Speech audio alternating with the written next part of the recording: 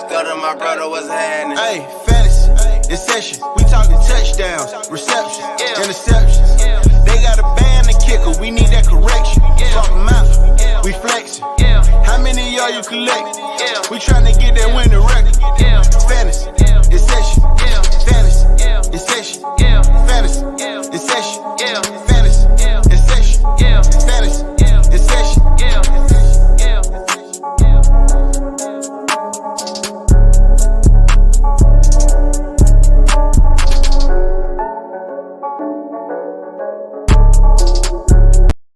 You, what up, though? And we back, week 4. What it is, hope is what it should be. Welcome to another episode of Fantasy in Session, the podcast. Today is September the 29th, and we are presented and powered by the Real Deal Fantasy HQ. As always, you know what I'm saying? Wherever you listen to this at, make sure you subscribe, leave a comment, leave a whatever you want to leave. Tell a friend the way you told a friend to tell a friend to tell a friend again. What's going on with y'all, fellas? The boys is back in town. Week 4 already, man. This shit is How crazy, the fuck is my team 0-3? Yo, yes, bro. It was a lot of pain for week 3, man. A lot of Tell the people about your pain. I lost like 2 matchups by less than, I think I lost one by like less than a half a point and one by like a little over a point, bro. Because of the Dak kneel downs. Like, what the fuck, bro? That was crazy. Can we talk about that for a minute? What sense does that make, bro? So, fantasy, I'm up by 0.06, right? Mm-hmm. So I'm over here sweating, bro, because the Cowboys get the ball back. I see the backup quarterback come out, bro, and I'm like, yes, here we go. Perfect, bro. I don't have to worry about no interception, no fumble, no nothing, bro. So they do a 3 and out. Eagles get the ball back. Of course, they was looking like shit pretty much the whole night, bro. So they gave the ball back to the Cowboys with like a minute and a half left. And Dak runs back out on the field, bro. I'm like, bro, what are you doing? What it was ceremonial. does that make, bro?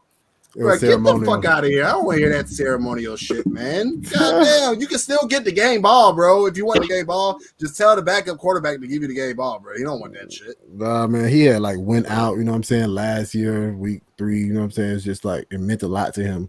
But meanwhile, in the fucking on the other side of the goddamn ball, the Philadelphia Eagles don't throw the ball to Dallas Goedert Day. It was commits, you know what I mean? It's really gross. But I needed him to literally catch one more pass, like in the beginning of the third quarter, and he caught the pass, like one of the last, like the third down or whatever it was, and that was enough for me to win the game. And then they called a holding, and then I lost. You literally could have. All you needed was him to catch the ball and not just catch the ball for 0 yards. Yeah, I just needed him to touch the ball one more time. Pause. Of course, they call a freaking holding call, bro, and that fucked both of us up because in that matchup I lost. I had go there going as well, and that would have helped me win my matchup, bro. So, yeah, it's just pain all around except Javaro, lucky ass. Right, Gabe lost to me with that Goddard flag by 0.12, so I call him 0.12 from here on out. What am I what? Hey, Javar played me 3 times this week, so I want you to come in here with this same energy. Whatever the next what is the next day we record? Next Wednesday or whatever it is. Yeah. Because Javar got some sorry ass teams out there. Okay. Anyway, man, how y'all feeling about your team so far? You know what I'm saying? They say week 4 is one of the weeks where it's time to make some decisions. How y'all feel about your team? I think overall I'm doing very well. And like especially in my main leagues. I think I'm like 2-1 in pretty much all of those except that one I lost last week. I'm 1-2, but that team's not looking too good. Would have been lucky to get that win. So overall, I think I'm started off pretty hot, and hopefully I can just continue it.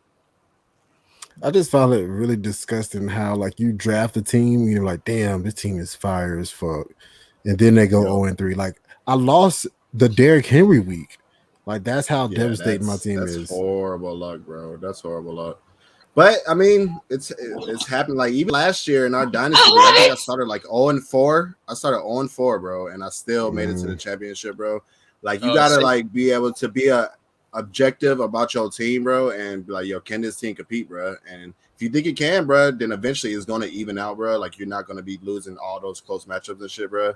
It's all about odds and shit, and eventually I feel like it's going to, like, it'll even out if your team really is good. And that's why I'm staying put in one of my leagues with TMC. I got McLaurin, Ridley, Stephon Diggs, and we all know they're going through some work. Russ. Nah, but your team sucks in that league. I don't know how you won a championship last year and that shit.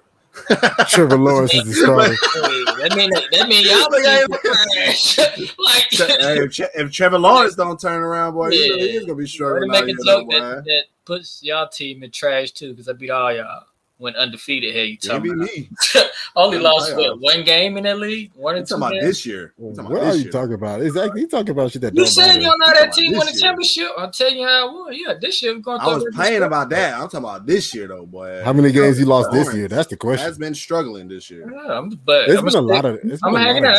I got prime players in prime position that are studs. You know, it'll come through. Yeah, there's been a lot of gross points. Gross points game, you know what I'm saying? People scoring less than 10, like on the frequent. You know what I mean? It's been like from quarterbats or just in general, period. You know what I mean? Just fantasy and wise. It hasn't been. I would want to look it up and see like what's the highest score, and you know what I'm saying? This seems like one of the most lowest scoring fantasy seasons I've been a part of. You gotta speak for yourself, bro. Shit, my playing shit. My squad's been looking nice, boy. What you talking about, man? I'm still winning, man. Session takeover. We're gonna put the scores in at the end of this. Oh yeah. I'll probably gonna win that bitch. No, I ain't gonna talk about it. I'm stop talking shit to y'all. That's when I lose. Point 12. What else y'all got to go? Y'all got anything else when we get into the episode? Nah, man. I think that All right, let's get it. All right, let's get it. Week 4 is here. Thursday night football is tomorrow or tonight, whenever you're listening to this. The Jags are at the Bengals. The Bengals are a 7.5 point favorite, over under 45.5 point. Javar, Trevor, sorry ass Lawrence. I think it is safe to say he's been pretty disappointed this year. Only one game over 10 fantasy points, the number 25 QB overall. The Bengals are around like the middle of the pack in defending the pass. They allow 238 yards per game and the 9th most fantasy points to the quarterback. He's tied for 12th in dropbacks under pressure, only completing 41% of his passes while under pressure. That's 27th in the NFL. The Bengals are 21st in pass rushing according to PFF. So it does look like it'll be an okay game to start him, but I wouldn't start him on a Thursday night, especially what we've seen so far. I would have to pass on him. James Robinson, Carlos Hyde last week playing the lowest amount of snaps this season, 59% of the snaps, but had 21 touches, 134 yards and a touchdown, and finished second in half PPR leagues. 6 out of the 21 touches were receptions. Second time this year he's had at least 6 targets.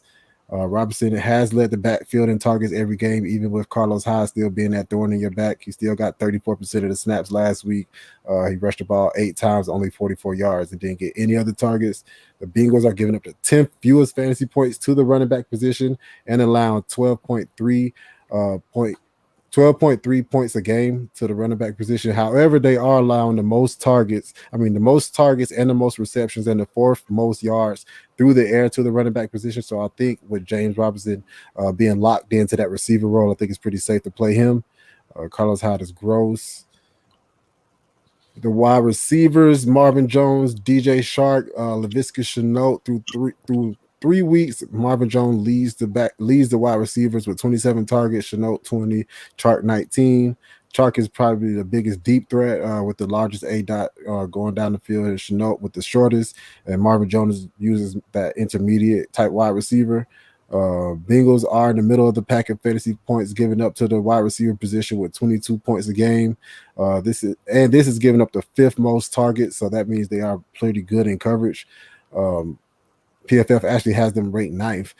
Marvin Jones should see Awuzie for most of the day, who is allowing 53% of the catch rate. So I think he's a start. Laviska Shenault, should see Mike Hilton in the slot, who's given up 11 catches on 13 targets and 102 yards and allowed a touchdown. So I think he's a start. And DJ Shark in deep leagues, we'll see Eli Apple, who's rated a 37 by PFF and is allowing a 64% catch rate and the 11th worst cornerback according to PFF. So if you have Shark and you know what I'm saying, he did okay last week. He scored a touchdown, I believe. So if you have him and you need to put him in your lineups, especially with all the injuries out there, I would feel comfortable starting him. Dan Arnold just got traded to the Jaguars from the Panthers. As we know, Oshinsky got hurt, but he did have 8 targets week 1. So I do feel like be on the lookout for Dan Arnold. He might still be on the waiver wire out there. So if he steps into that O'Shaughnessy role and gets those 8 targets, I think he's a good option to look at on your waiver wire. But for the most part, I'm pretty much sitting everybody, not James Robinson, and the wide receivers. Well, you said a lot to say that. Right. No. I think he's cool with Marvin Jones for sure. He's the guy there that's gonna be consistent week in and week out. Shenault just got a safe floor. That's because he's gonna get targets close. It ain't safe. A safe floor is like 7 to 8 He ain't points. getting that though. Yeah, he hasn't been performing. Only 3 I would start from Jacksonville is Robinson, Marvin Jones, and DJ Chark. Yeah, Chark DJ over. Chark's performed 2 out of the 3 weeks. He's been pretty good. Marvin Jones is that consistent, steady player. Then James Robinson, he's been up and down in terms of his like snaps played, but he has been the number 1 running back out there. So And he's getting the targets. all 3 of those guys I'm cool with. On the other side of the ball, we got Joe Burrow, no 300-yard games. He had 2 to this point last season. Only 8 passes, 20 yards or deeper, and he's only completed 3 of them. Tied for 5th in touchdowns, 3rd in interceptions with 4. The shortest average time to throw. That offensive line is not giving him a lot of time to throw, but Jaguars are allowing the 5th most passing yards and the 13th most fantasy points to the quarterback position. Only allowing 4 passing touchdowns this year, so that is something to think about. But Joe Burrow should be a lot there start this week. Joe Mixon, he is a start. Jags giving up 115 yards on the ground, the 4th most fantasy points to the position. Chase, Boyd, and Higgs. Boyd's been targeted 24% of his routes. Huh? Higgins out, yeah. Higgins already rolled out. They already ruled him out? Oh, even better. Mm-hmm. Boyd's been target 24% of his routes, having at least 6 targets both games. Week 1, he did catch that touch, and he caught a touchdown last week. Boyd should see Clay Books. That was a grown man touchdown too, boy. It looked like they just didn't shit? tackle. Yeah, it was a bad tackle. That shit was crazy, Bounced bro. off Like, damn. I needed that. He said, Yeah, for sure. Clay Books allowed a 91% catch rate, so I see the same thing happening for Boyd this week. I think you can start him. He's the 9th worst cornerback, actually, according to PFF in the slot. Chase has been targeted 20% of his routes, and he has a touchdown in all 3 games, at least a touchdown. He's just number 6 wide receiver in half PPR leagues, so that's crazy. He was like being drafted like real late once he's talked about he couldn't see the ball. He does have Shaquille Griffin most of the day, but he is giving up 13.5 yards per reception, so you can start him. He is the deep threat. And like you said, no T. Higgins, so I think both of them you got to roll them out there. And no tight ends to speak of. Yep. I think I agree with everything. I would say to expect some regression for Jamar Chase. He scored like 4 touchdowns already on not that many yards. So I don't feel like that's he's going to score touchdowns though every single week. Oh, not touchdowns, but the target share he's not is strong enough. The target share is going to be okay with just the monster weeks that he's been having. Due to big part of those touchdowns, that touchdown deodorant. Exactly. So just be aware of that. Don't be discouraged if he doesn't, score and he has just an okay game. Like, he's still that guy. On to the next game, we got the 1.5 point favorite at Washington football team at the home of the Dirty Birds. Over under 47.5 point. Matt Ryan. Is he fantasy relevant? Fuck no. Yeah. That's how I feel about him. How you feel about the rest of the Falcons? Well, Matt Ryan, Excuse me. He is going up against the Washington football team defense, who we think is great, but they have been allowing around 27 points to quarterbacks so far. Like I mentioned, that D-line for the football team hasn't played well, but I'm scared they would show up against the Falcons O-line. It's been ugly for Matt this year, and his upside is limited due to no rushing ability. He's a back-end quarterback, too, that could end higher, but I'm not playing with fire. But they're still allowing 27 points, so it's that pin. in quarterback 2 leagues. I'm fine putting them out there, but not in one. You should have somebody better in one quarterback leagues. On to the running backs. It's not looking good for the running backs. The football teams allowed around 14 fantasy points per game to running back position. Mike David needs a TD to be basically a running back 2 each week, and that is hard to come by in this struggling offense. He can be used as a flex play with no upside. He's also seeing 60% of the backfield touches, but Patterson is pretty much the guy to have at the moment. He's third in the team in receiving targets with 16, and Pitts, 1 target behind Pitts, who is 17. He's a great flex play and an okay running back 2 option moving forward if he's going to get 6 or more receiving options per game. That's crazy. I watched the game, and I ain't even noticed. As a Falcon fan, I'm not noticing he getting 6 receptions. Hey, because he didn't get them shits because he didn't have a fucking no targets the whole first half. It was gross. But it's crazy. He had 3. No, he only had 3 targets last week. It was pretty gross, bro. That was pretty scary. And it happened at the end of the game, bro. Yeah, I told you he didn't have no targets the whole first half. What bro. the It's fuck almost are like they they doing forgot he out was there, there. That was gross. It was really gross.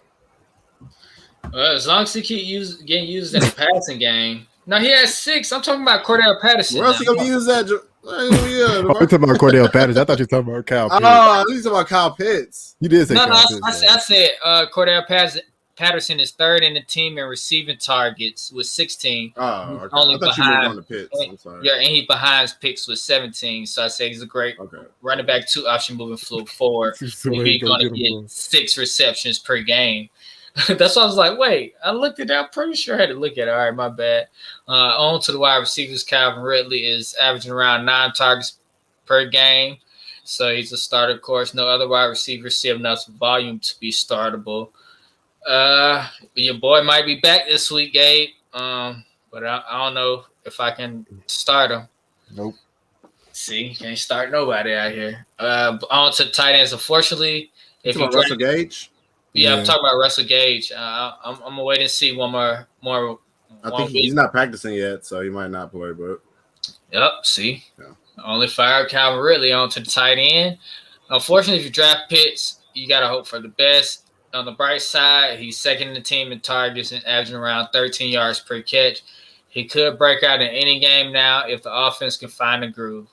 You just got to keep throwing him out there. Second in the team on targets. We know this offense can pass the ball because of last year. I don't know what's going on. Yeah, clearly, we can't because Arthur Smith sucks. I don't know I don't know what's going on. Bro. It's almost like he's struggling because it's a new offensive system in place, right?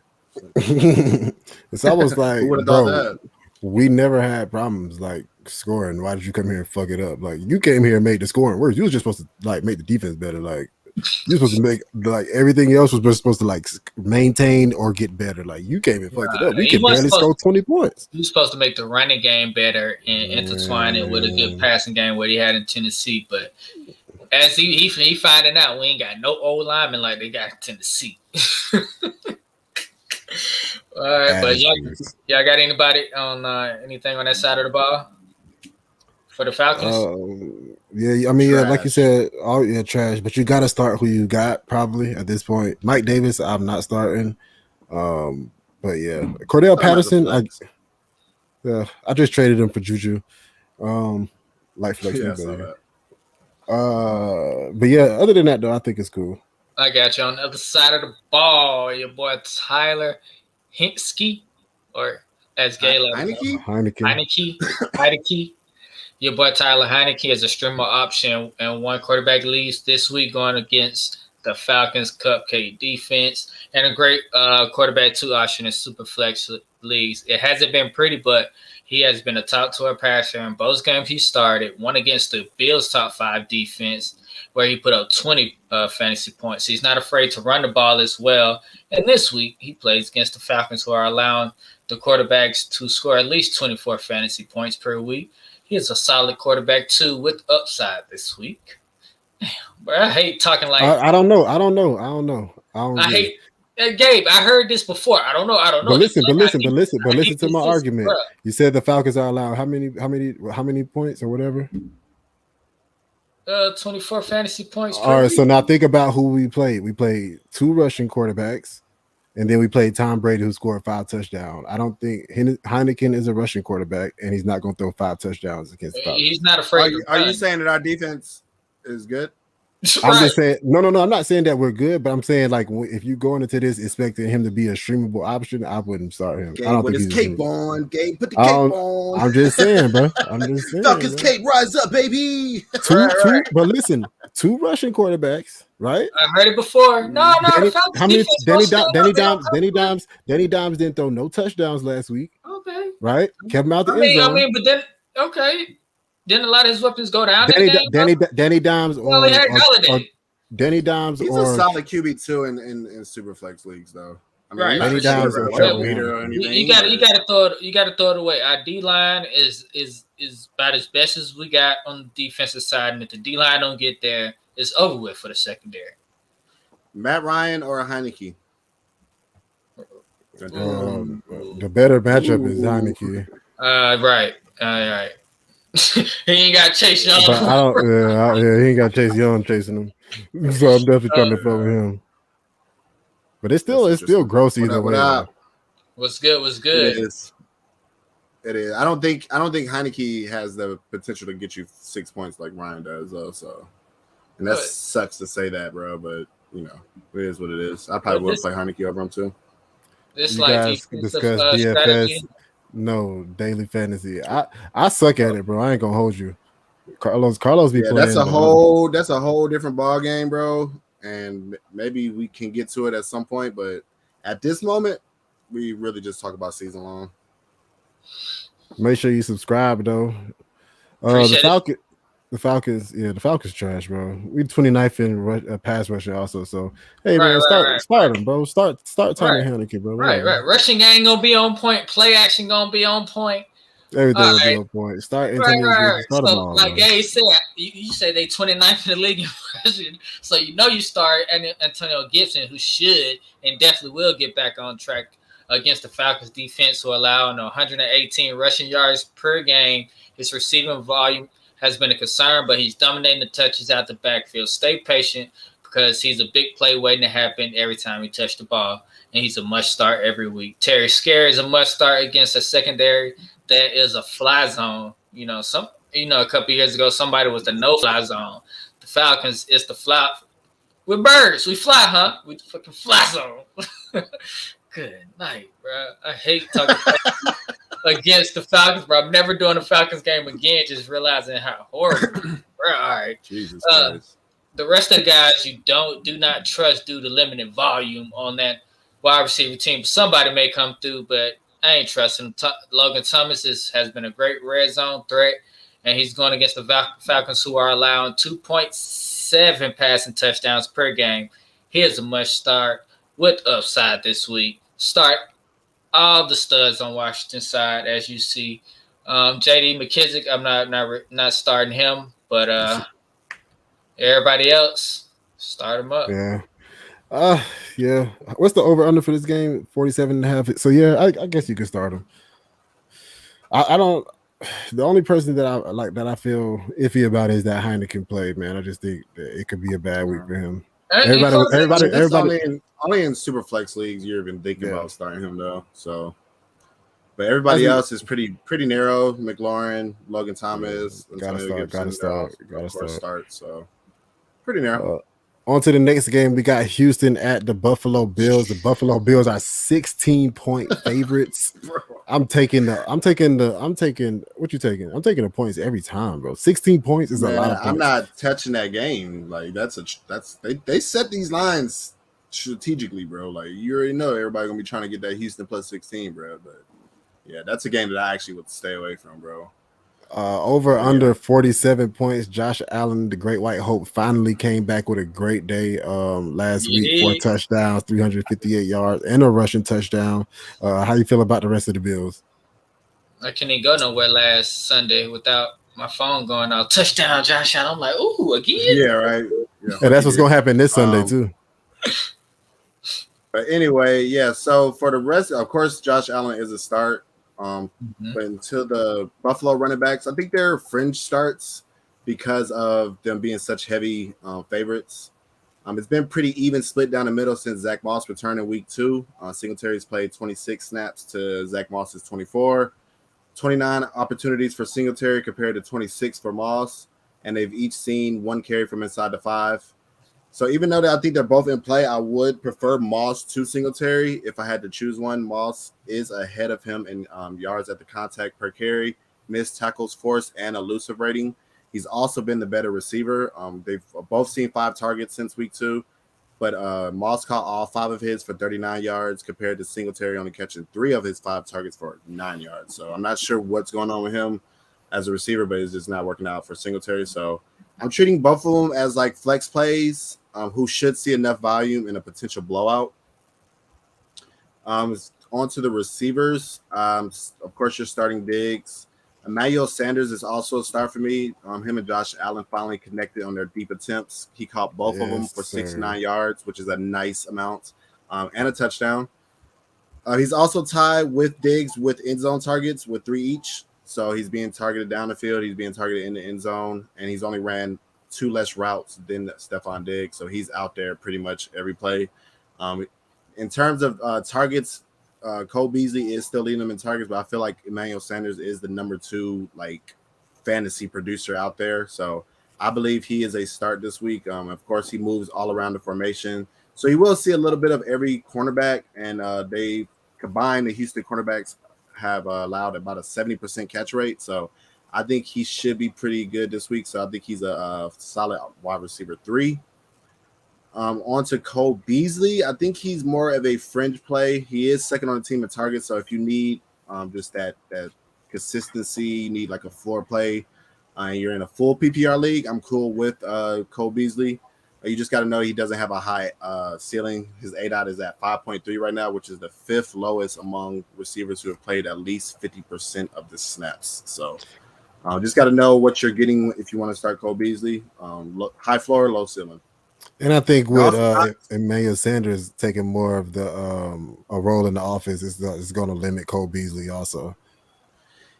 It is, but I wouldn't necessarily say that because like I said, he's only like 1 target behind Stephon Diggs. Like I think it's like 29 to 30.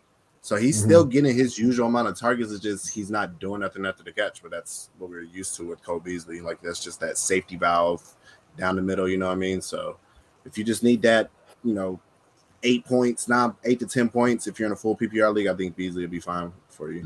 In terms of tight ends, I do think Dawson Knox is in the streaming conversation this week due to matchups. Yes, Texans have allowed the 4th most points to tight ends so far, and Dawson Knox has also ran the 9th most routes among tight ends and is tied for second in end zone targets. So, but like most tight ends, he will need to get into the end zone to really have a good day, but I think he has a good chance this week given the matchup. Josh Allen likes him. Yeah, he does. I mean, he's only being targeted on 13% of his routes, so I mean, it's just so many mouths to feed out there. But I just think with the matchup this week, I think he will. I think he's only seen like 5 targets as his max so far this year, but I could see that being like 7 targets this year or this week, or and a good chance of a touchdown. In the bold, he's going bold. The Jets going to win. Zach Wilson wakes up goose egg and mile high. He'll go against the shaky Titans defense, banged up Julio and AJ Brown. I'm still going to Titans. Shout out breathing fantasy football, bro. Literally. I hope so. But he's talking about DFS. So if you want that contrarian play, that lowly owned player in like a GPP lineup, then I could definitely see that. Just throw Zach Wilson in one of your lineups, see if it hits. Because nobody's gonna have Zach Wilson, so right. I like it. I wouldn't play him in season long, but in DFS, I can see you making a case for having him in a couple of your lineups. But on the other side of the ball, I'm gonna make this simple. start Brandon Cooks. That is the only guy that you need to start for the Texans. Through the first 3 weeks, he's the number 6 receiver in half PPR leagues and has a 34% target share. That shit is insane. Top for third in receptions. Yep, third in yards. He has he's 8th in red zone targets, 4th in routes, yards per route run, and he's the perfect example of a receiver who's literally QB proof. So he's an every week top 15 play for me. The matchup is pretty tough against Buffalo. They're allowing the fewest points to receivers so far, but when you're getting that much volume, bro, like it's just going to be hard for somebody to fail. So only way he doesn't fail if he doesn't see the volume, which he's been seeing throughout the year, and they don't have anybody to throw to, so I think he's going to continue to see that volume. Everybody else is a sit for me. Yep. I love it. Simple. Cook or don't cook. Yes, it's contrarian. I only talk DFS guys. Make that money. Hey, you need to write an article or something. I might fuck with you. Fuck with your boy. On to the next game we got. We got Detroit at the Chicago Bears. Chicago 2.5 point favorites with an over under 42. We talked a little bit about Jared Goff earlier. He had a pedestrian game last week after 2 QB1 weeks in a row. Only threw the ball 30 times for 217 yards. No touchdowns, but also no interceptions against that Baltimore defense. This week, the Bears are allowing 20 points to the quarterback position. So I think he is back in line for a start. The Bears are tied for the 7th most touchdowns given up, although they only give up 231 yards a game. Last week, the running backs did most of the work for the Lions. They got most of the opportunities they had all season. This game should be around the same script, with the Bears giving up around the 13th most rushing yards a game. So I think if you have to start Jared Goff in 2 QB leagues, yes, but 1 QB leagues, I would sit him. The running backs, Swift and Williams, tied for Swift tied for 3rd in half-point PPR leagues last week with 21 touches, 7 of those coming off receptions. And he's 2nd in the league in targets for running backs. The Bears are giving up 11 receptions off 15 targets to the running back position. So, of course, he's a start. Williams comes in 15th in half PPR leagues with 14 touches, 2 of them coming off receptions last week. You saw a drastic decrease in targets since week 1, where he had 9 targets. Without the consistency in targets, I don't think Williams is as much as a lock of a start as he once was. Of course, his touchdown last week saved his week. So he's really touchdown dependent to me now until we see more. I think Swift is starting to take over that bell cow role. So he is startable, but you just know you hoping for a touchdown. And this defense, he could get it on the goal line. Cephas, Raymond, Ahmad Brown sit all of them, even though Khalif did get 10 targets last week. You're still just going to sit him. TJ Hawkinson, disappointed last week after George Kittle and Travis Kelce came to Baltimore, had put up pretty good games. TJ Hawkinson couldn't do the same, but the Bears have allowed the 6th fewest tight end points to the position with 4.3 a game. That's 10th in the NFL. So I think you, of course, you want to fire TJ up, but you also you got to temper expectation this week also. I think the struggles last week came from them using him to block mostly. Yeah, that's what I'm saying. They could be the same. I think it could be the same script this week going against that defense. I was just about to say they probably, gotta hope not. I was about to say they probably get them more involved this week. It did not look. I mean, the running game was the running backs, but it did not look good. It looked a lot better when TJ involved in that offense. So I think they switch it up personally.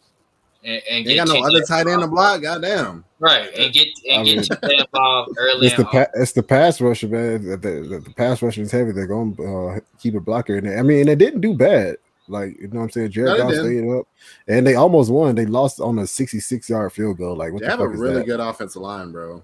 Yeah, they do. They drafted that left tackle. What's his name? I'm actually been very surprised it hasn't worked out on the on the win-loss column, but they lost every game on like the last. They look legit, bro. Then they're building from the inside out. So, you talking about long term? All they gotta do is get some legit skill players, bro. And right, that's it. That's all they need. Some wide receivers. I'm taking the Lions this game. I take the Lions. I take the Lions in the points. Yeah, I wouldn't be surprised because on the other side of the ball, it's not going to be 2.5 for long. No. So if you want them at that, you better go now. Because on the other side of the ball, we got Justin Fields, man. He started his first game in the NFL career, and it was horrible. Only 20 attempts completed, only 6 passes for 68 yards, and only rushed the ball 3 times for 12 yards. I was off of him last week. It was just, I don't know. The Lions are giving up the horrible for all the rookie quarterbacks so far, bro. Like this is crazy. They be getting their shit pushed in. The Lions are giving the Lions. I think we're just waiting on Trey Lance, the savior. Let's go. You're the savior, bro. The Lions are giving up the 9th most fantasy points to the quarterback position and only 65 yards off 20 rushing attempts and no touchdowns. And they played Baltimore last week, against the number 1 rushing quarterback in the league, and they still held their own. So, Justin Fields, what I'm saying, him getting his yards on the ground, that could be something I know a lot of people are looking for, but just be aware that the Lions are not trash. Even on defense, they are good. I just can't trust them against the Lions. The Lions had the 7th graded pass rush, according to PFF, so they're getting pressure on the ball, and that's a better pass rush than the Browns, who feasted on him last week for, 6-7 sacks. So Justin Fields is actually a sit for me this week. Contrary to popular belief, I couldn't roll him out there. I couldn't roll him out there again after that. That's crazy, bro.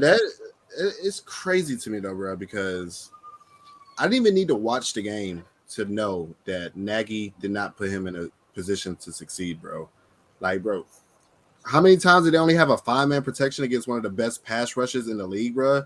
No freaking short routes, bro. You're doing 5-step drop back with a rookie quarterback, bro. Like.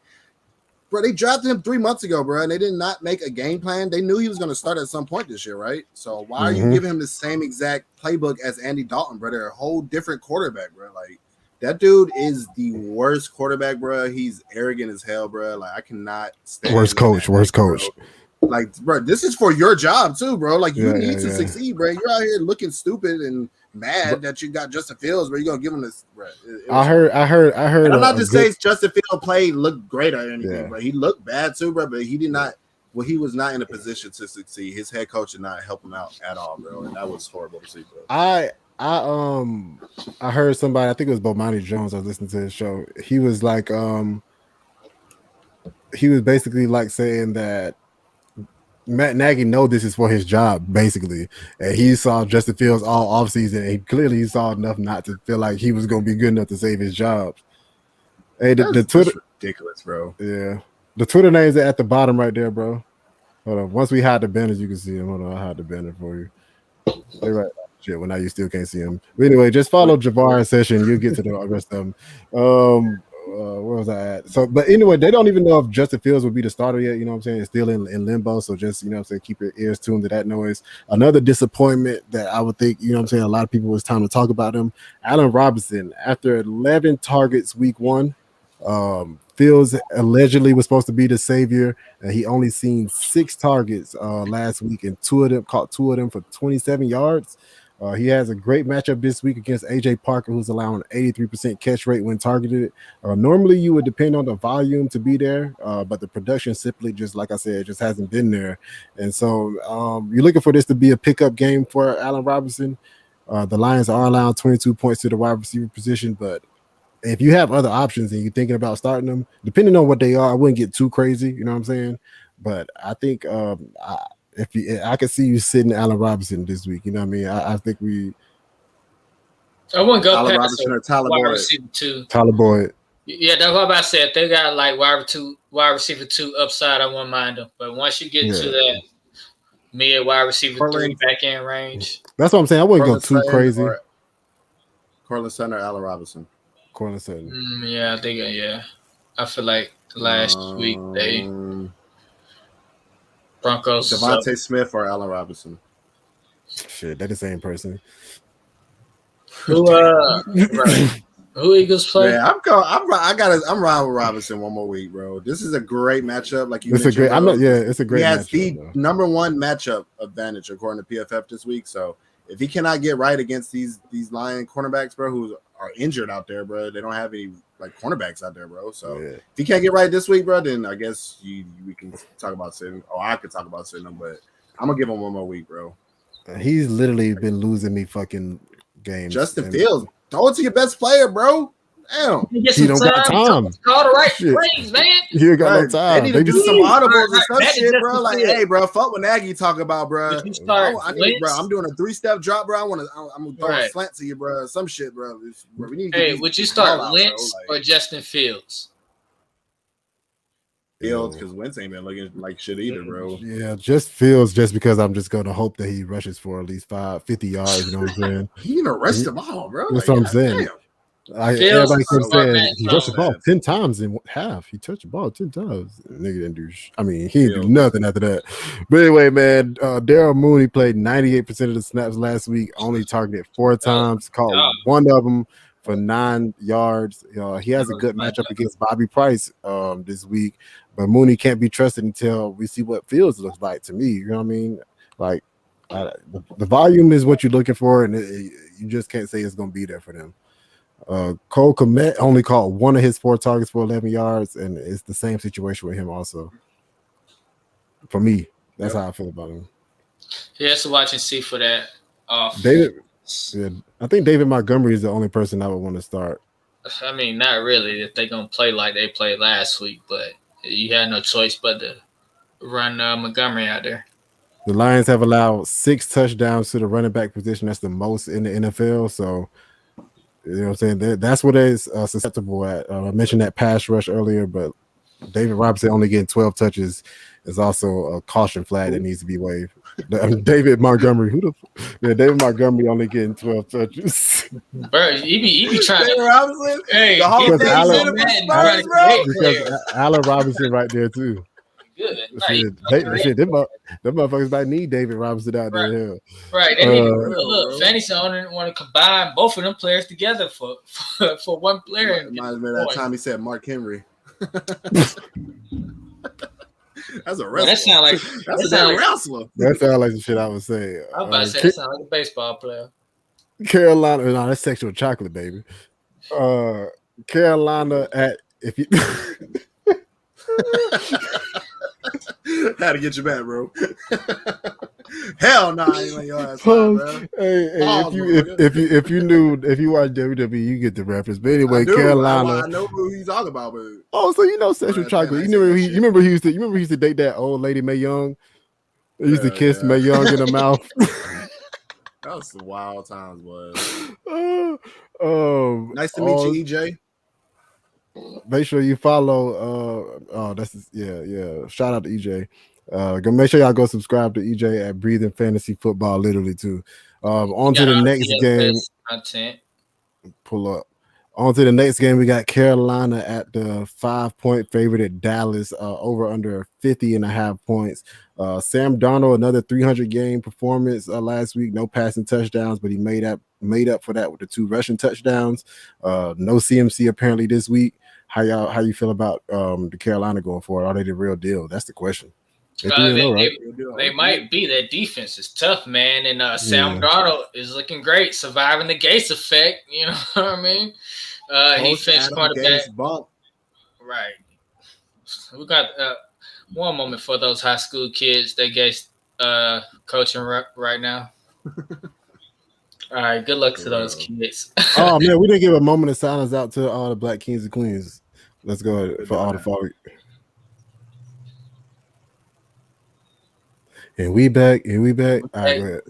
Week 4, Panthers against Cowboys. All right, Sam Darnold, he finished quarterback 17, 13, and 5 so far. And with CMC, he has rushed. Without CMC, he rushed in, which could be a thing moving forward. Around 30.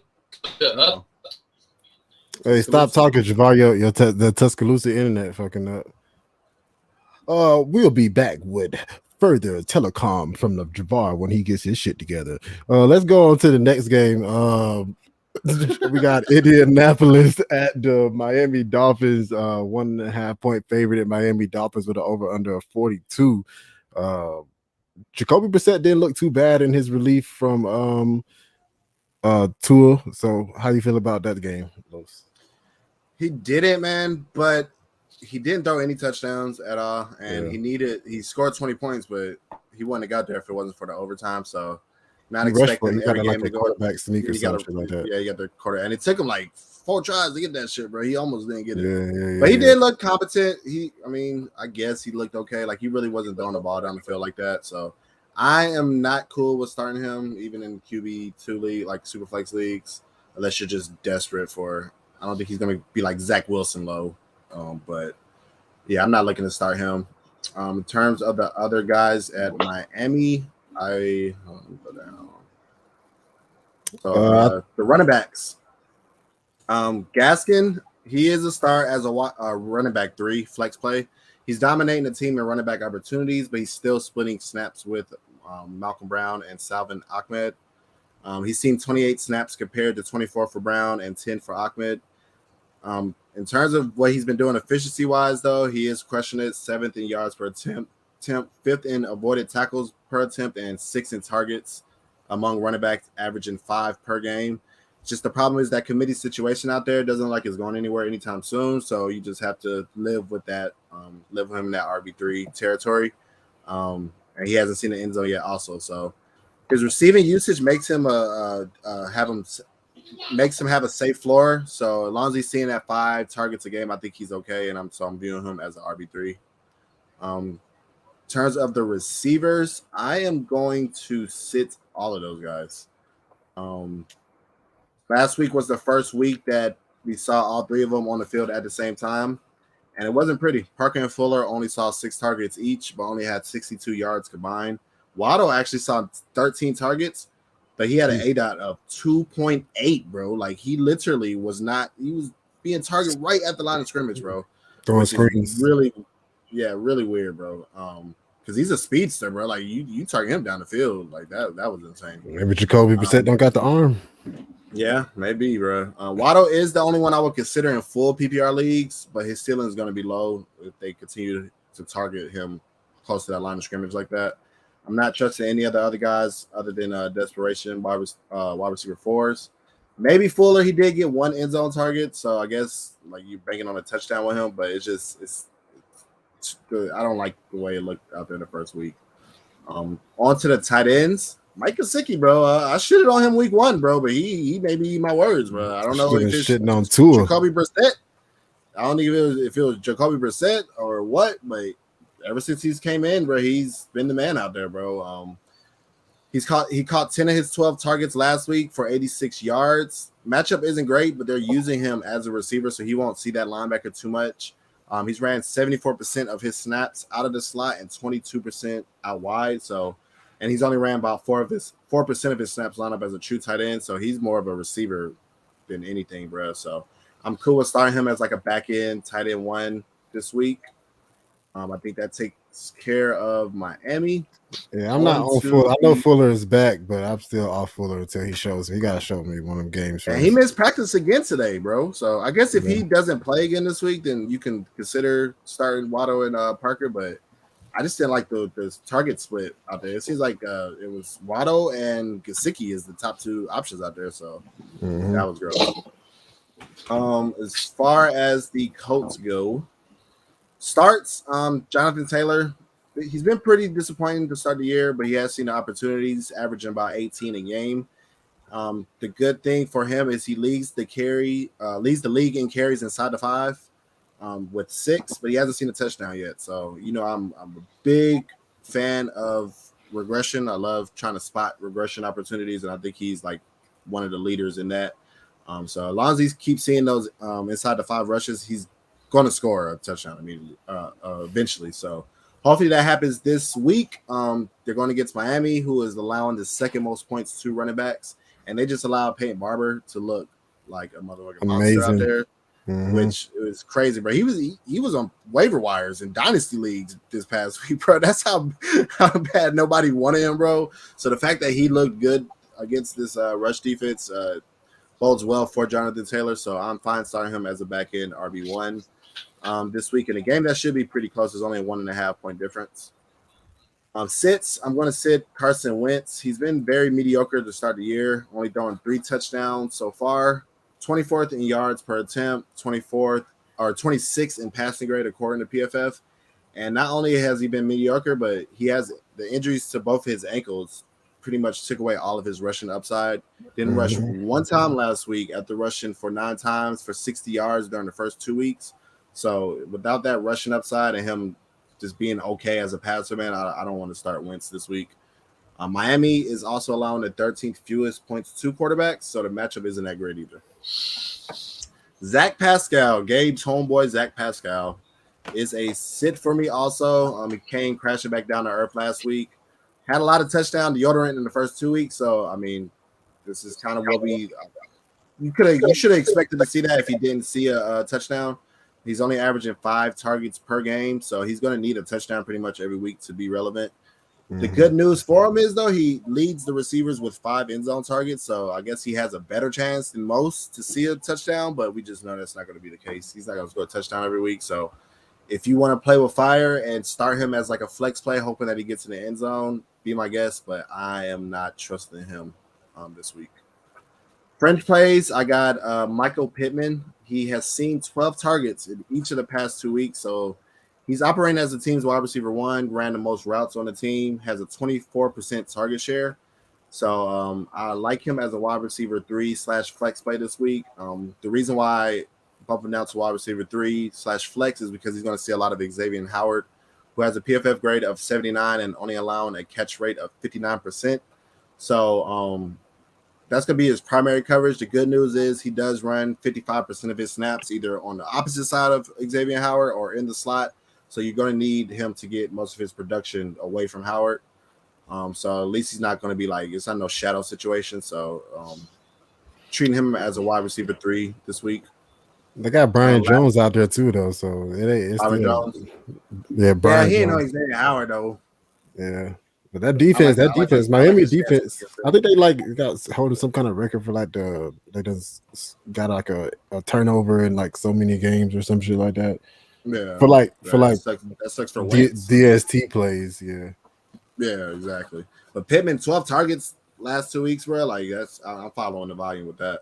Oh yeah, for sure. Last French play I got will be Nyheim Hines. He's averaging about 10 opportunities a game, but he's been pretty efficient with those touches, those looks, scoring double-digit points in 2 out of the 3 games. I don't know what happened week 2. He only saw 2 targets, but as long as they continue to give him I think he's seen about 5 targets a week. He's 6 amongst running backs in receiving yards, so he has a pretty safe floor, and I think he's a solid flex play this week. And I think that covers it. He looked like a stud out there. He looked like what we want JT to look like, actually. Yeah, he got that red zone touchdown last week, so that sucked for JT. But he's only seeing about 4 carries a game and like 5 to 6 targets a game. So running between the tackles is going to be limited, but with that volume he's seeing as a receiver, he should have a safe floor. All right, let's try this again, Javar. On to that Carolina-Dallas game. I think he was at CMC not playing, something like that. Chuba Herbert, maybe. Hey, Gay, I just want to let you know, bro. I hate you, bro. I was around. I said Sam Darnold, he's throwing the ball around 34 times per game, and this could uptick with CMC going out for a while. He's a must starting off formats against a defense that's allowing around 23 points per game to quarterbacks. With CMC out, Herbert recorded 55% of the running back snap and looked like the main guy out there. As long as he dominates the backfield, he's a running back 2 moving forward, especially this week against a defense that is allowing around 20 total fantasy points per game to running backs. Freeman is a wait and see to see if he gets more involved in the game with the touches moving forward. Appreciate that, EJ.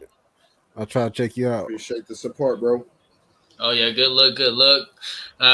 Wide receiver DJ Moore, man, he's taking over right now. He's a must-start, leading the team in receptions, 22, and yards with 285. Robbie Anderson is a sit, 11 targets through 3 games. What is going on? Without CMC, Terrace Marshall. Well, behind CMC, Terrace Marshall was 3rd on the team, but with CMC out, Terrace Marshall was 2nd on the team in targets and splitting time with Robbie and wide receiver 2 sets. Marshall could see those CMC targets come his way. It's something to watch. Don't mind him as a flex play this week, but things are going to be if things are rough for you, But moving forward, this week, you're definitely watching this game, looking at to see where the passes are going, if they're going to lead towards Robinson or Marshall. But if I had to choose somebody, I'd go with Marshall right now. They seem to want to get him more involved. I'm still waiting before I choose Marshall.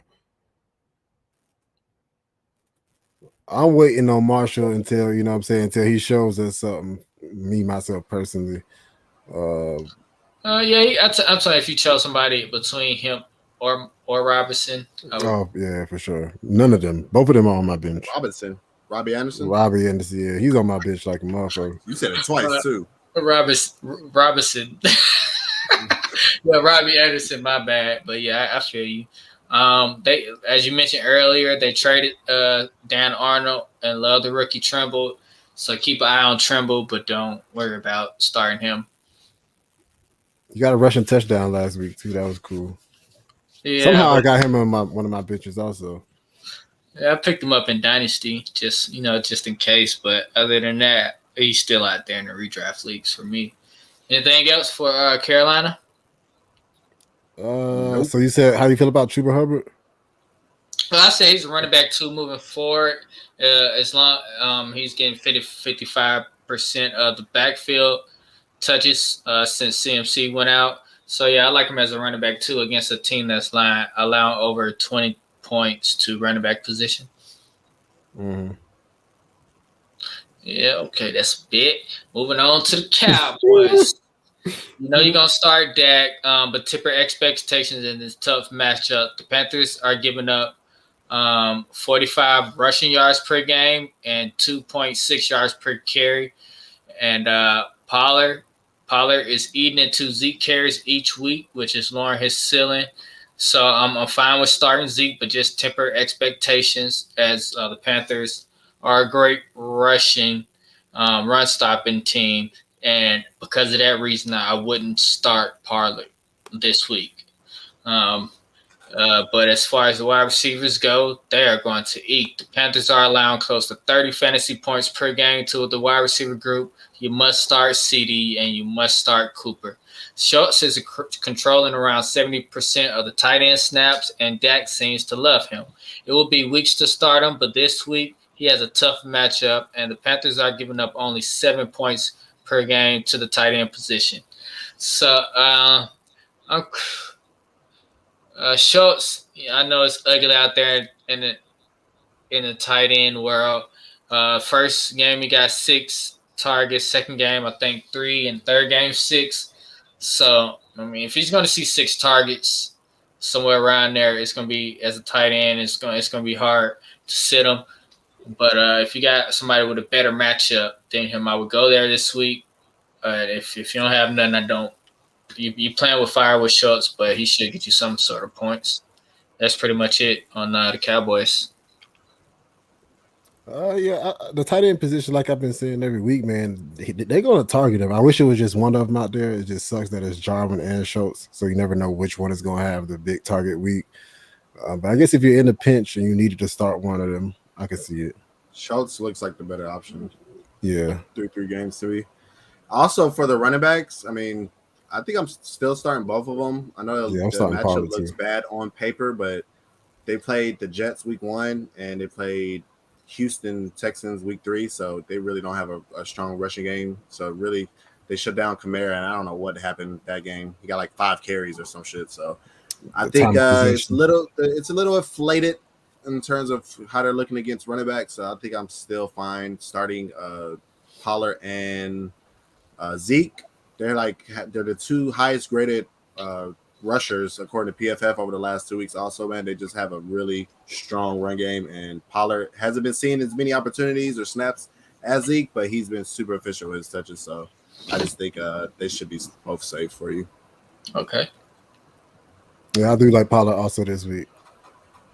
Weird that they didn't target him last week, but Yeah. But he still looked explosive when he was on the as a rusher, though. Exactly. Zeke also looked good too, so that kind of took away from his shine. Bro, it's so crazy how much, bro. They be getting so many yards before contact, before they even get touched, bro. They are offensive line chunks of yards, bro. This shit's insane. It's It's just hard. You can't stack the box against them, bro, because they have Yeah. CeeDee Lamb and Amari Cooper on the outside, bro. You see, when they did stack the Right box off, against them, that first game where Dak saw 50% of the stack box, they threw the ball 58 times. So it's like pick your poison, really. Exactly. But yeah, that's it. Besides starting Tony Pollard, I'm cool. On to the next game. We got the 1.5 point favorite Browns at the Minnesota Vikings, over under 51.5 points. Baker threw the ball 31 times last week, only 19 of them completion with a touchdown. Did have 31 rushing yards, but that's the thing you worried about with Baker, man. He's not going to throw the ball that much because he don't need to. He is 13th in his adjusted completion rate, but only 28th in passing attempts. If there is a game he would throw the ball, it would be against this team. The Vikings are allowing the most passing yards in the NFL. Not in the most, the 6th most passing yards in the NFL, and the 7th most fantasy points to the quarterback position. So if it in 1 QB leagues, I would sit him, but in 2 QB leagues, I think he could do better. I mean, I don't think he could do. He's good in 2 QB leagues. That's what I'm trying to say. Yeah. I like him better than Heineke and all the rest of them folks. That I was talking about. Nick Chubb and Kareem Hunt, of course, he's gonna start both of them. Chubb had 22 touches last week, only 81 yards, didn't get a touchdown or no targets. Hunt with the big day, 81 rushing yards, 74 passing yards off 6 receptions. So it's always good to see him still getting those targets. The Vikings are allowing the 12th most yards on the ground to the running back position. They are middle of the pack with allowing 16 points to the position of the game, but you got to start both of them. OBJ, the return of OBJ, 9 targets in his first game, caught 5 of them for 77 yards, no touchdown.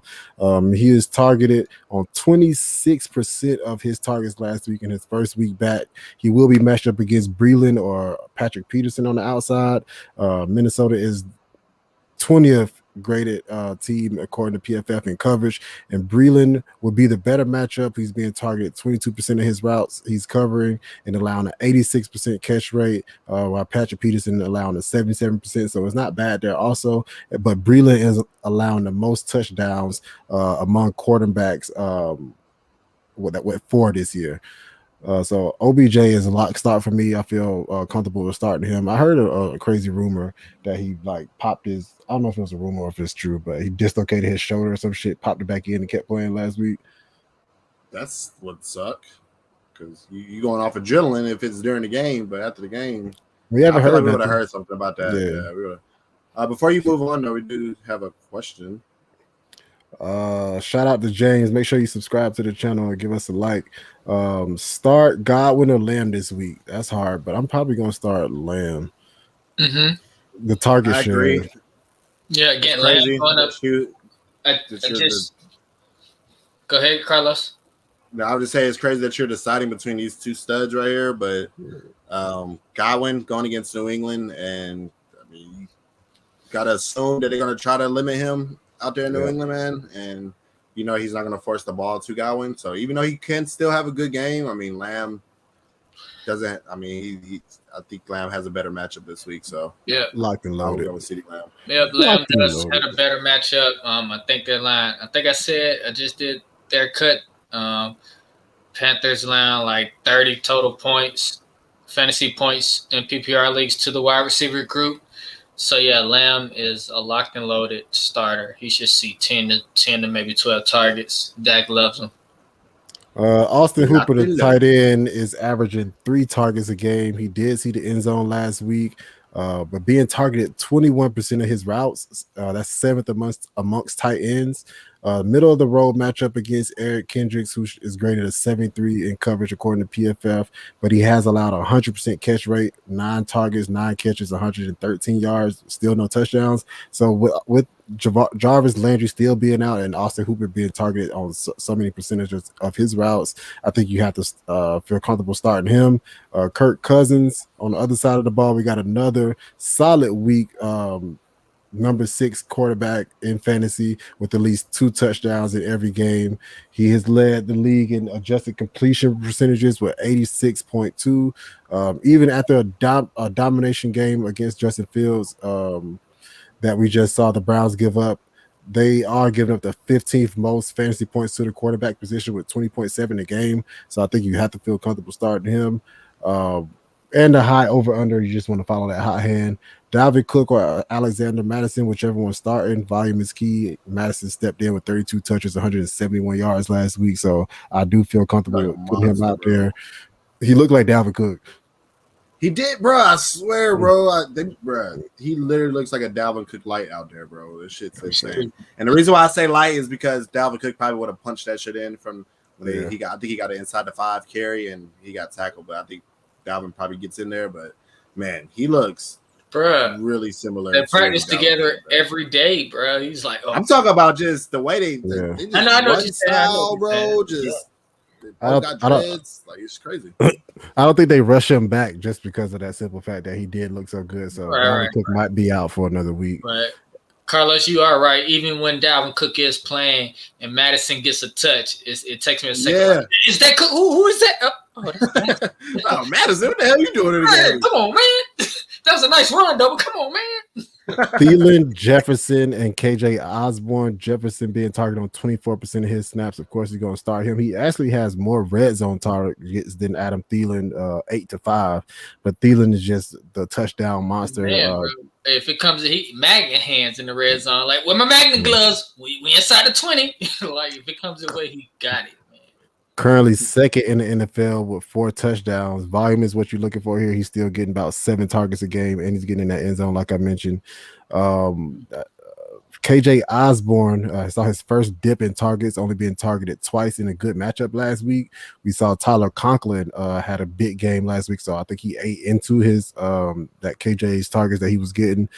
Tyler Conklin was targeted 20% of his routes to KJ's 14% of his routes, and Conklin ended up with 7 catches for 70 yards and a touchdown and only missed 1 of his targets. And he has an okay matchup this week, but I think the volume is shifting toward the tight ends because we already know the Vikings like to use their tight ends even when they had Kyle Rudolph there. So I think this is more so what they want to do. So I would definitely sit Kyle Osborne in the tight end situation. It's hard to say, but he's a top 10 tight end right now, so I think you have to start him. But I would pivot just off the matchup alone. But I think you can start him. I think it's gonna be an Osborne week. I think they're gonna have switching weeks. If it ain't Osborne, it's gonna be the tight end, and if it ain't the tight end, it's gonna be the Osborne. I think it's gonna flip flop with matchups. Osborne got has a hard matchup. Osborne do too against Troy Hill. He's one of the better slot corners in the league. I mean, I don't know. Maybe I would sit both of them if I had to. Goes to Jefferson and Thielen in. Yeah, I would sit both of them if I could. Actually. And the running backs. I like what you said on most part, but I just don't. Austin Hooper is not seeing enough volume. Even with Landry out last week, he only got 3 targets. So I just don't know if it's. But when he's on the field, when he's running routes, though, it's just him getting on the field. He only ran 51 routes all year, though. That's what I'm saying. If he's on the field, he's getting. Yeah, but he's not. They're running the ball. They run the ball a lot. But I'm saying in the tight end situation, it's like 20% of the touches. If he does run, he's getting targeted. So it's not like he's just out there blocking. I'm saying, but 20% of 53 routes is not that much, though. Yeah, like if he was getting 20% of 80 routes ran or 20% of 90 routes, like that's a different story. The number only keep going up. Hey, check this out, bro. Don't send me trades for DeAndre Swift that involves Sammy Watkins. I'm not even looking at it. But y'all got anything else? Max. Yes, bro. Jesus Christ. Y'all got anything else? Knowing everybody's roster though, bro. That shit's crazy.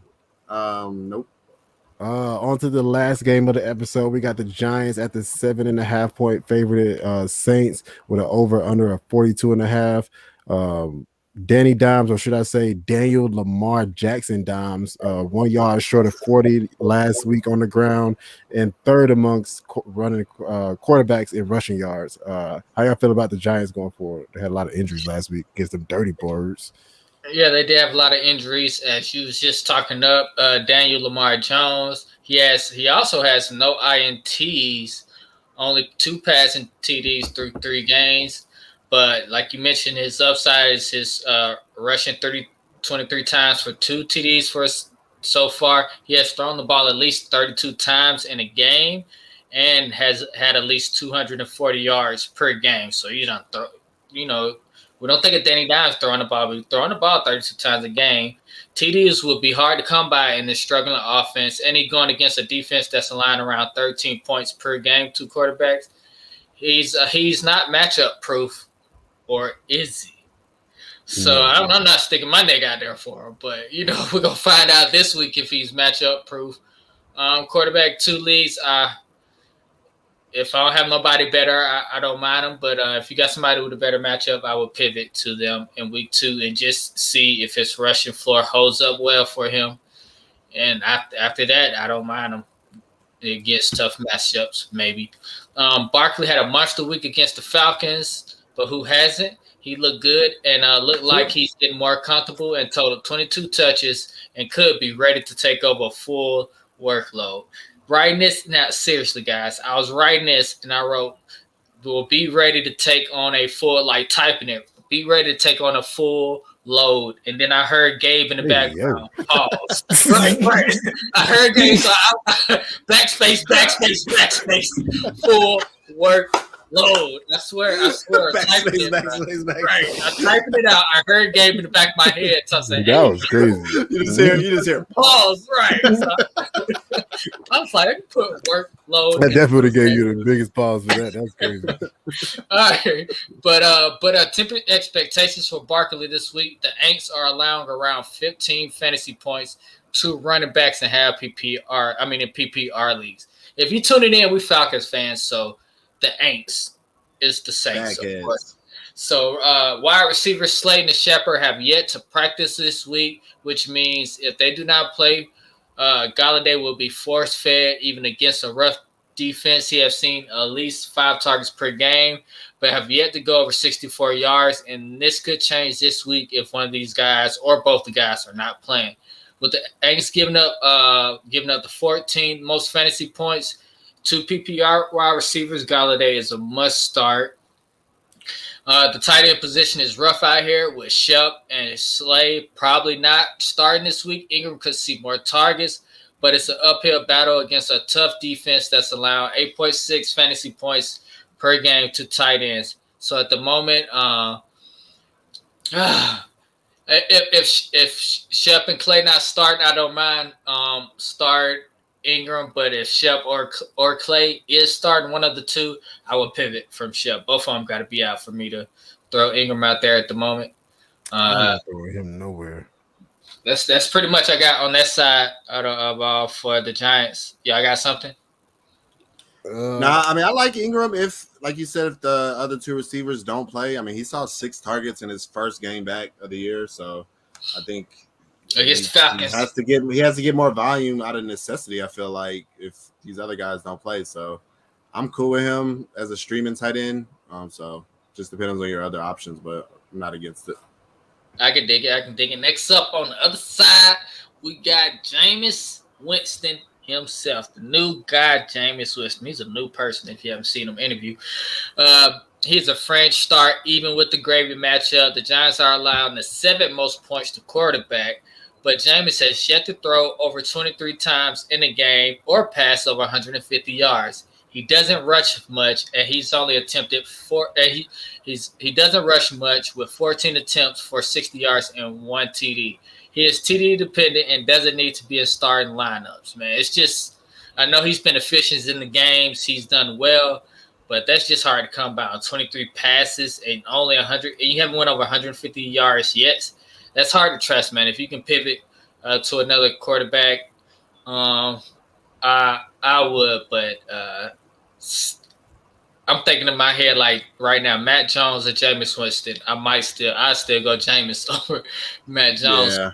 Certain quarterbacks it is, but it's just be aware of his situation. He's not going to be allowed to throw much or throw a downfield, so his upside is limited for sure unless he gets a touchdown or 2 per game. Kamara is a must start. He's the whole offense and some. on to the wide receiver. Callaway has played his best game yet last week against a rough Patriots defense. And this week he gets a cupcake matchup against the Giants. And that secondary who was allowing the second most points to wide receiver. Even with a juicy matchup, I hate this. Good night. Even with a juicy matchup, he is a boom or bust wide receiver. This is ugly for this offense. I don't mind him in your flex spot if you need someone to score lots of points for you. So if you know you're down or projected to be down in the matchup, Callaway will be a good guy to put in there because he might boom. I mean, he might bust, but he could also boom going up against this Giants secondary that have allowed the second most points to wide receiver this year.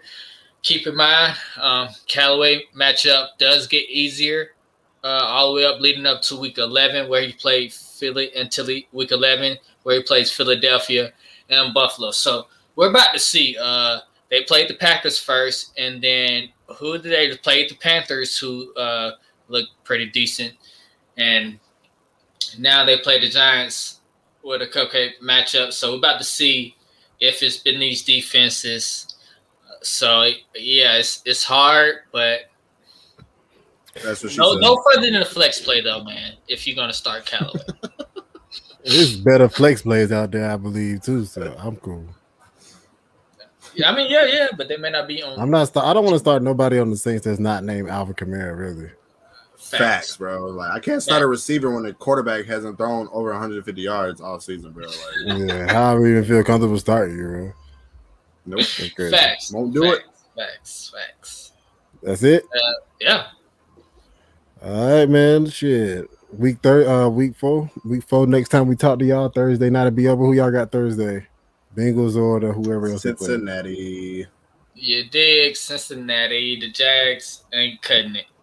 Cincinnati. Hey, Zach Taylor, I'm gonna need you to stop fucking with us, bro. You teased us that week 1 where you gave Mixon all these damn targets, bro, and then you just fell off a cliff. No more targets for you. Like, come on, bro. Sheesh. Right. Okay. Right. Let me get a fantasy owner something to talk about this week. No targets for Mixon.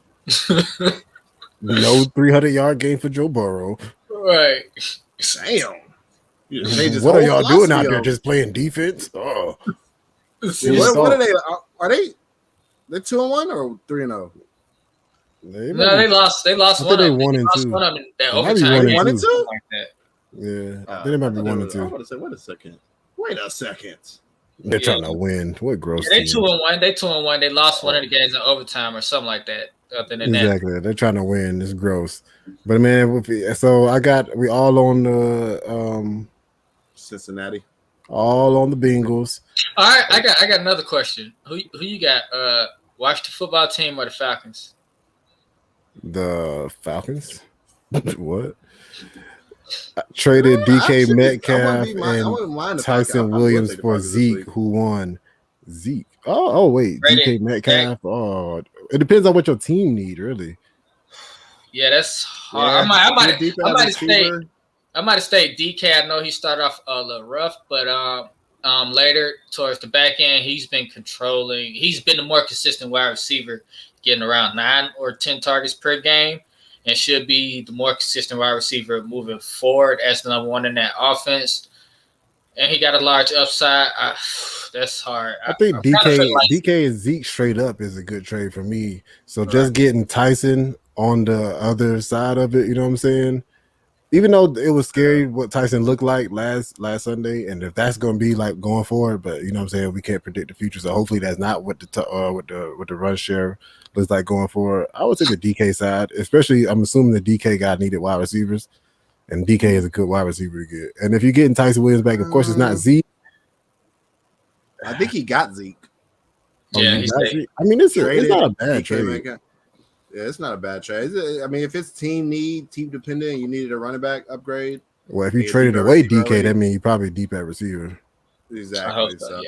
Pause. I think DK and DK. I think it's actually not Zeke a win. is pretty much a wash.